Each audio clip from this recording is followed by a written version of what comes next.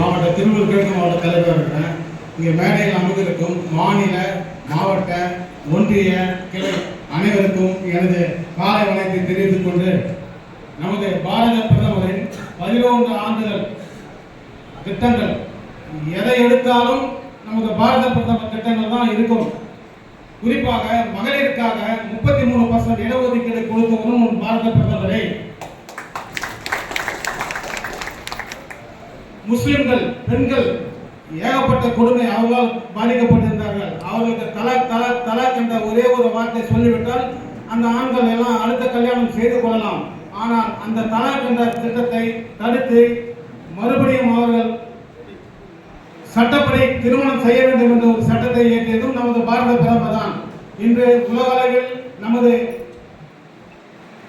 பாதுகாப்பு கருவிகள் உலகம் போட்டி போட்டுக்கொண்டு நம்ம கிட்ட கையேந்தி நிற்கிறாங்க. எதற்காக என்றால் இப்போ நடந்த பாகிஸ்தான் சிந்தூர் அணு ஆயுத தாக்குதல் பாகிஸ்தானை சுக்குநூறாக உட்கார்ந்த இடத்திலிருந்தே நமது பாரத பிரதமர் ஆபரேஷன் செய்து நமது பெண்களின் கண்ணீரை குறைத்து உலகத்தில் தலைநிமிர்ந்து நின்று கொண்டிருக்கின்றார். காஷ்மீர் பள்ளத்தாக்கு ஜம்மு காஷ்மீருக்கு போவதென்றால் அதற்கு முன்பாக ட்ரெயின் மூலம் போவதென்றால் கிட்டத்தட்ட 24 மணி நேரம் ட்ரெயினில் போக வேண்டும். இப்போது கிட்டத்தட்ட ஒரு பாரத பிரதமர் வாஜ்பாய் காலத்தில் தொடங்கப்பட்ட சனாப் பிரிட்ஜ் ஆரம்பித்து வைக்கப்பட்டது. நடுவில் காங்கிரஸ் கட்சி வந்தவுடன் அதை ஸ்டாப் பண்ணிவிட்டார்கள். நமது பாரத பிரதமர் 11 ஆண்டு காலத்தில் போன்ற மாதம் அதை திறந்து 3 மணி நேரத்தில் காஷ்மீருக்கும் சென்று வர வந்தே பாரத் ஒரு நாளைக்கு 4 முறை இயக்கக்கூடிய பெரிய ரயில் பாலத்தை திறந்து உலகமே வியக்கத்தக்க மிக உயரமான ஒரு பாலத்தினை சிறப்பாக செய்து கொண்டிருக்கின்றார்.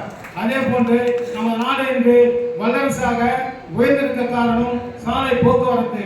எங்க பார்த்தாலும் சாலை வசதிகள். அதே போன்று நமது திருவள்ளூர் மாவட்டத்திற்கு 3 ரயில்வே ஸ்டேஷன்கள் இதை எக்ஸ்டென்ஷன் பண்ணி கும்மிடிப்பூண்டி, திருவள்ளூர், திருத்தணி போன்றவர்களுக்கு சிறப்பு அந்தஸ்து கொடுத்து இப்போது வேலை நடந்து கொண்டிருக்கின்றது.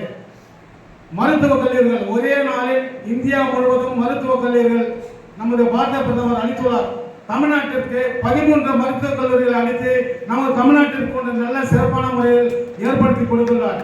இங்கு இருக்கின்ற தமிழக அரசோ எந்த திட்டத்தை கொண்டு வந்தாலும் இவர்கள் சிக்கல் ஓட்டிக்கொண்டு தங்களுடைய திட்டம் என்று நமது பாரத பிரதமர் திட்டம் கண்ணுக்கு தெரியாத எழுத்துக்களில் ஒரு மூலையில் போட்டுவிட்டு அவருடைய சக்கரை பெரிய இடத்தில் போட்டுக்கொண்டு செய்கின்றார்கள். நமது பாரத பிரதமர் அவர்கள் இன்னும் சொல்லப்போனால் சொல்லிக்கொண்டே போகலாம். எனக்கு மறுபடியும் பின்னாடி பேசுவதற்கு எனக்கு வாய்ப்பளித்த